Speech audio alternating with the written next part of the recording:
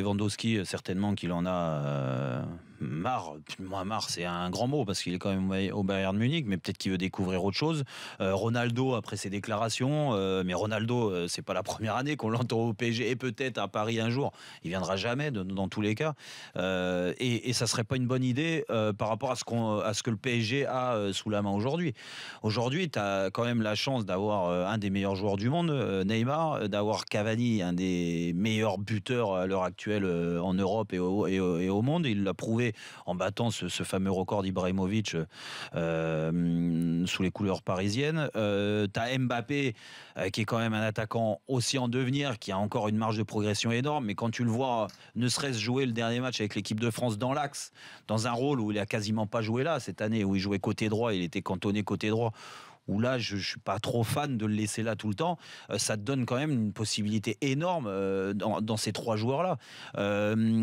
Thomas Tuchel va arriver avec plein d'idées novatrices, mais justement c'est peut-être ces idées, non, ces joueurs là certains. Et ben de quoi? Je sais pas, par exemple, peut-être que lui se dit un Lewandowski pourrait m'apporter un plus. On parle souvent quelle est la priorité. Moi, je suis pas comme certains qui disent, et je m'étais attrapé avec Lucie qui était venue. Le païen. Voilà. Non, Lucie. Lucie Bacon. Lucie Bacon.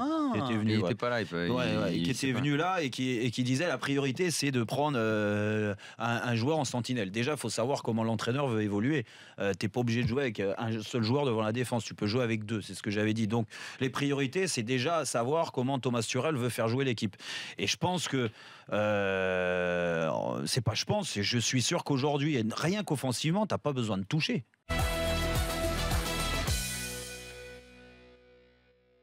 Je trouve le sujet intéressant, puisqu'on est en plein dedans, que le couperet va commencer à tomber, qu'il y a eu 6 ans de travail pratiquement pour aller faire 8 matchs qui vont être fatidiques, où tu ne peux maîtriser aucun fait de jeu, où tu les subis, où tu peux te prendre la plus grande honte de ta vie parce que tu perds contre une équipe nettement inférieure que toi, que tu as un nouveau, j'aurais dû dire aussi sélectionneur aujourd'hui, parce que les réseaux sociaux, c'est quand même un truc nouveau qui arrive, les médias.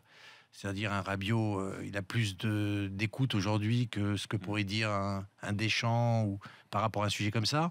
Il a toutes les ressources pour expliquer son point de vue.